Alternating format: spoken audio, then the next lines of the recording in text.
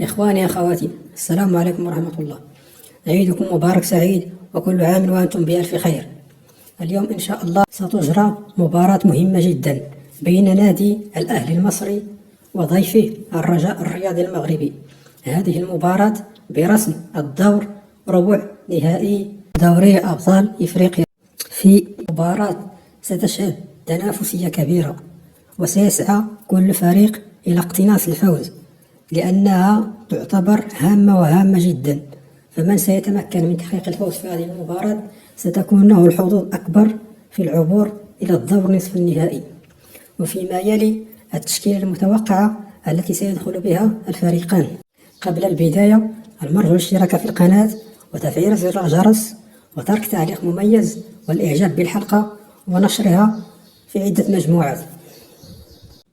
وفيما يلي التشكيلة المتوقعة لنادي الرجاء ضد الأهلي: في حراسة المرمى أنس الزنيدي، في خط الدفاع إسماعيل مقدم، مروان هدهودي، محمود بن تايك، عبد الصمد بدوي. في خط الوسط محمد زريدة، وليد الصبار، عبد الإله حفيظي. في خط الهجوم حمزة خابة، يسري بورزوق، زكريا الهبطي. أما بالنسبة لنادي الأهلي المصري فسيدخل بالتشكيل التالي: في حراسة المرمى محمد الشناوي، في خط الدفاع علي معلول، محمود متولي، محمد عبد المنعم، محمد هاني. في خط الوسط مروان عطية، اليو ديانغ، عمرو السولية.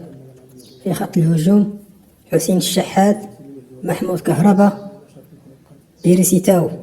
إذن كانت هذه التشكيلة التي سيدخل بها الفريقين في مباراة الليلة.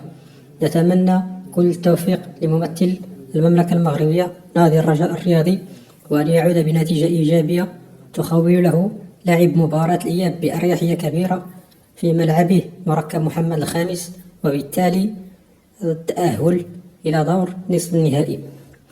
قبل الختام أذكركم بالاشتراك في القناة وتفعيل زر الجرس والإعجاب بالحلقة وترك تعليق مميز، وإن كان أمكن نشرها في مجموعات ومع الأصدقاء. وشكرا جزيلا لكم.